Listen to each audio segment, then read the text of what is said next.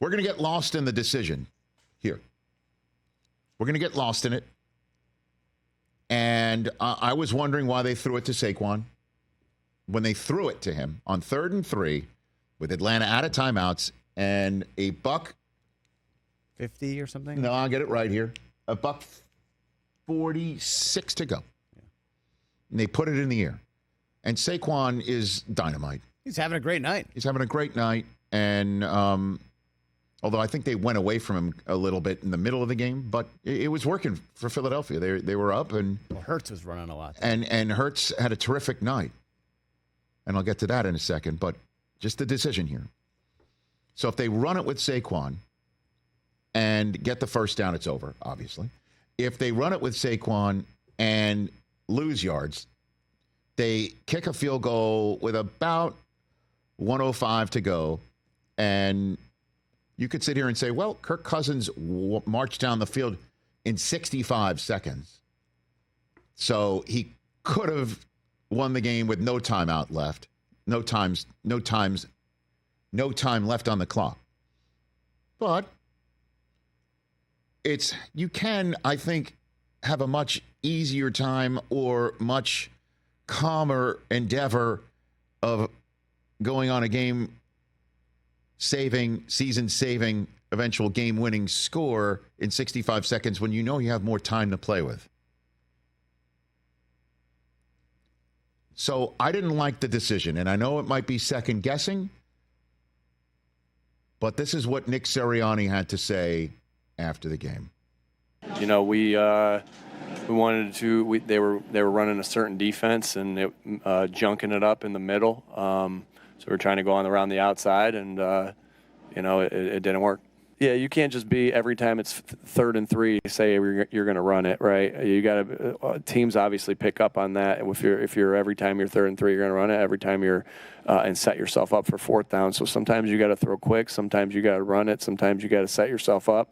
Sometimes you have 2 opportunities to get it on 3rd and 3 with 2 passes. Sometimes you have the opportunities to get it with runs. So again. We can't just be so predictable that we're going to say, hey, every 3rd and 3, if you're in 4-down mode, that you're going to run the football. That's just not realistic in this league. There's too many good coaches in this league. Hey, it didn't work in this particular one, and I'd like to have those back. I'm sure he would. And in terms of being, trying to be unpredictable, this man runs the most predictable play and unstoppable play I've seen in my 20-plus years of covering the National Football League. And so it worked last night and it was also the difference maker up to that point where they can run an unstoppable play on 4th and 1 and the other team can't. Because what set this whole thing in motion was Atlanta going for it on 4th down and 1 from their own 39 with 5:42 to go.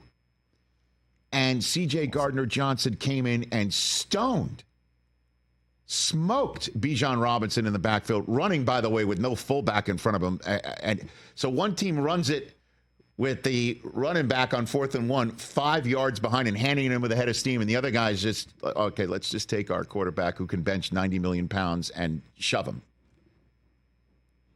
And that's what I thought they were going to do. That, you have to, let's just roll the dice here and say Saquon's going to get at least 1 or 2 yards, and then you run your unstoppable play and win the game that way. And by the way, if you don't get it then on 4th down, if somehow they stop the tush push, you take a few more seconds off the clock then. And you give the ball back to Kirk Cousins with no timeouts left and only 50 seconds on the clock. I mean, but you just have to assume Saquon's going to catch the ball. And he, after the game, we don't have to play the soundbite. He took it on his shoulders as only he would, and say that he let everyone down. And I'll just say this to Eagles fans. The Hurts that showed up last night is not the Hurts that played the last 8 weeks of last season. He looked healthy. He was 23 of 30 for 183 yards. I know that final interception, he's just trying to make a play with no time left. I'm sure he would like that one back. He had somebody in his face. The wide receiver got moved off his route. he had 268 total yards as well. 13 of 85 on the ground. He's not limping around. He didn't have A.J. Brown last night. He looked fast. I thought Hurts looked like the Hurts of his Super Bowl year, He man. looked really good. I did. That's the way I saw it. And Saquon almost had 100 yards rushing. My concern is the pass rush outside of Jalen Carter, if I'm to be honest. And then, whatever the heck Vic Fangio was deciding to call on defense in the final. Yeah, our buddy Chris Long was tweeting a lot about the pass In the rush final, last like, night. why are they not trying to light up a guy who's 36 and was still possibly wondering if his Achilles can hold up, if he's got to get out of the pocket? Why aren't we lighting him up? Yeah. Certainly, as soon as he got on the plus side of the field, light him up. But these are all second guesses. The Philadelphia Eagles are going to be in on things. Okay? They're going to be in on things. And they're tied, by the way, in a three-way tie atop the NFC East right now through 2 weeks. Go figure that. Also, was it a cute play? Yes, but it worked. Saquon was wide open, and the game was over. I know. Saquon dropped it. We'd be talking otherwise about the Falcons being in trouble. Yeah. And the Eagles are 2-0, just like the Saints are, and just like the Vikings are, and just like the Bucks are, and nobody else, and Seattle is, and the Eagles could potentially beat all of those teams if they face them. By the way, they do face New Orleans next. They do then face Tampa after that. I mean, everything that I'm saying right now is in the offing real soon. New Orleans and Tampa, the 2-0 teams right there. They don't play San Francisco this year, crazily enough. Because Dallas won the division last year. Correct. So, I'm concerned about the pass rush. A little bit. And stopping the run.